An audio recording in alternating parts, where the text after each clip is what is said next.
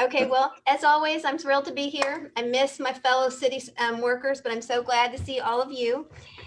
There are a few things that I want to let you know. The library has started doing virtual programs. We started in September.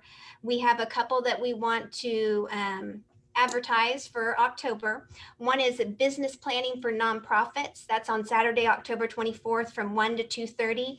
And it gives you the steps needed to plan a successful nonprofit business. We're having another one, Tuesday topics, Confederate monuments, support and protest. And that's on Tuesday, October 27th from noon to 1 p.m.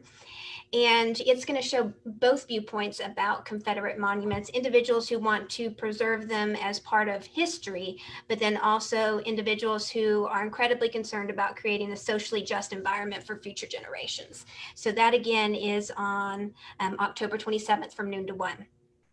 The programs are occurring in Zoom, and what happens is individuals who register for them are sent an email the day before and then also an email the day of to make sure that they have all the information to connect to the programs. And to participate in those programs, just go to wichitalibrary.org/events, and you'll see all of the virtual programs that we're offering at the library. Another thing that I want to mention is the library has a Become an Informed Voter webpage, which talks about the election process, what issues there are, the candidates for the state and federal elections, so that people can be as informed as possible, because that's what's incredibly important. You can go to wichitalibrary.org to actually visit that page. There is also a sample ballot that you can review for the upcoming election, so you're prepared for the big day, and it will have information specific to you. That is accessible through myvoteinfo.votekansas or ks.org/voterview. It's a mouthful. Another thing that I want to mention is that November is Kansas Reads to Preschoolers Month, and during that time, it's our desire to promote reading to really little ones, birth through age 5. And this year's title is actually Groovy Joe, Ice Cream and Dinosaurs by Eric Litwin. That one is actually available for free through Scholastic Bookflix, which is kind of cool because people don't have to have a physical copy of it. They can go to our research portion of our website and then go to Scholastic Bookflix, and then they can actually read it online. And then the last thing that I want to mention is something I've mentioned previously. Our NEA Big Read Wichita has been postponed this year to January 9th through February 21st, and it will be mostly virtual. The book that will be this year is Circe by Madeline Miller. We're going to have a virtual kickoff celebration on the 9th of January, and individuals can actually record and submit a video sharing their favorite thing about the Big Read. And that can be shared prior to October 30th, but you can visit bigreadwichita.org to get information. So those are just some little tidbits. Does anybody have any questions? Or we need to get to the Chiefs game. B. Okay, there you go. Tracy, thanks. You're welcome. Have a good evening. Okay, thank you. Tracy. Okay, Public Works and Utilities. Yeah, I'm Anybody filling there? in. This is James Wagner. I'm filling in for Gary. Okay. I'll get right to it. 13th Street, Cowskin to 135th Street. We're making some pretty good progress on that. The 13th Street is open from 135th Street to Hickory, and it's closed between Hickory and Azure, and then it's open to two-way from 119th to Azure. So there's a gap in the middle there that's still closed. Two-way traffic is supposed to be restored in October sometime. I'm not sure exactly when on 135th Street. So that's something to look forward to. And then we're hoping to get by the end of the year open to two-way traffic through the whole project. There'll be some other work that has to take place after you get it open to traffic to complete the project, but that would essentially be surface asphalt and some sidewalks and such. Moving on to 37th and Tyler signalization. The signals are supposed to be shipped, I think today or yesterday or Saturday. I'm not sure. They're supposed to be here this week. Depending on what day they get to Wichita, will depend on when that signalization starts up. It'll take them a couple days to get here by truck, and then at least, and then minimum of about 3 days to install. Take up to 5 days to install, depending on how much stuff takes. We've tried to do our best to minimize that amount of time, but they'll go into Flash for, maybe a weekend or something. I'm not sure exactly how long they're going to put them in Flash, but then probably they'll start them up on a Monday afternoon or Monday after rush hour to get those actually working and doing all the things they should be doing. So just another week or so before that gets to happen. So, Hey, James, since you said Flash, that made me think of the flashing stop signs that are there now. I'd asked Gary Jansen about maybe repurposing those at 37th and 29th and 119th. Do you know if that's possible, or do you know anything about that? It was in the contracts to salvage the signs. However, they're repurposed is up to whoever has those. Those will go down to the maintenance department. Okay. So if Gary's reached out to them already, then maybe that's a possibility. I don't know. But yeah, we are recycling those signs in particular. They're really nice flashers. So Right. Okay. I'll send him a note. Thank you. Yep. We have you've already touched on the sidewalk repairs over at Sunset Park. Pavement preservation program. Most of the work is complete minus crack seal on some of the larger arterial streets, and then a few localized repairs over along Westlink. You've mentioned the aquatics master plan phasing. This is redundant, but Harvest Park is one of the pools that's getting redone. You guys are in the works of getting that aesthetics approved, and that's ready to rock and roll after that. Hoover Bike Path, we've had to break that up into like 3 different projects because of what's going on out there. One, we've got the signals ordered already. We're working with the railroad to get their equipment in. I need to talk to those guys again.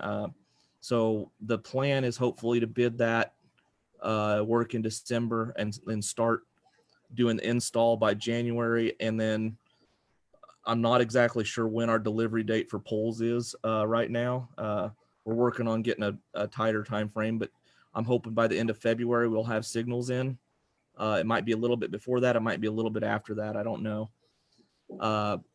Then the stretch in between Zoo Boulevard and 21st Street is going to be a little bit problematic. That's going to have to wait until we get some of the work done for the new water treatment plant, because essentially, 75% of it's going to get torn out, is likely to get tore out with the construction of the new water plant. And then we're working on getting acquisitions of right of way for the part north of 21st right now.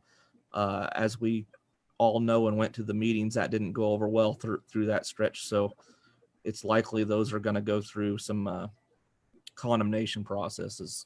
So we're working on the property management's working on that.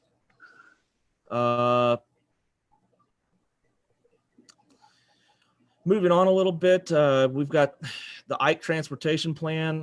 If nobody's familiar, the city of Wichita was granted a $21 million grant for the gold phase of the North Junction. We requested 25. That leaves us short $4 million that we're going to have to come up with between us, state and county, to make up the difference to fund the project that we think is going to need to happen. But $21 million is nothing to slouch at or laugh at. So that's really a good award for us. I can't remember the numbers, but Jansen knows them pretty well. But we went up against a lot of communities and we're one of the few selected. So I think they whittle that down to about 20% of the applicants that might get some money, and not a lot of them get maybe this much for the type of community that they're in. So that was a good grant application process that we went through. I really don't have much else as far as that, as far as the Public Works Department goes right now. So if anybody has any questions, I can answer those, and if not, go Chiefs. There you go. Thank you much. Can we have a motion to receive and file all those reports, please? So moved, Trevor. Thank you, Trevor. Second? Second, Dennis. Dennis, thank you. All in favor signify by saying aye. Aye. Opposed, same sign. Motion carries. Thank you. New business, Matt Williams. We have a daycare center at St. Francis, it looks like. Yeah, good evening, everybody. I'm happy to say this should go pretty quick. Okay, so this is conditional use 2020, number 29. This is a request for a conditional use to allow a daycare. This is, oh, I'm blanking on the name of the church. I just was out St. there. Francis. St. Francis. It's a large complex out there at West Central and Tyler. They have currently a preschool that they're going to also start doing daycare in. So basically, because that ends up becoming state regulated, they have to go through this process to get the conditional use to allow that.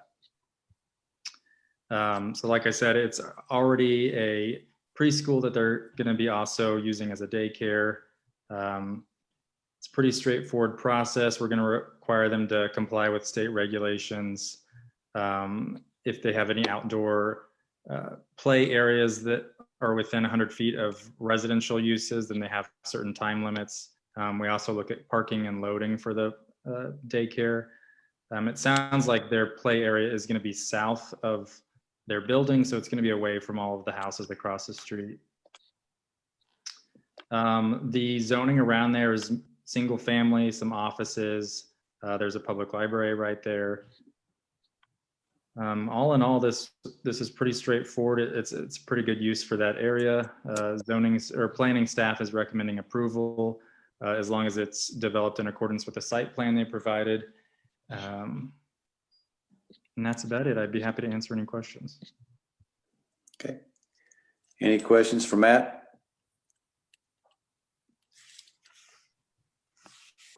Okay, hearing none. Is there a motion to approve it? So moved. So moved from Dennis, second. Second, Nancy. Nancy, second. Okay, all in favor signify by saying aye. Aye. Any opposed, same sign. Hearing none, the motion passes. Thank you, Matt. Thank you, Matt.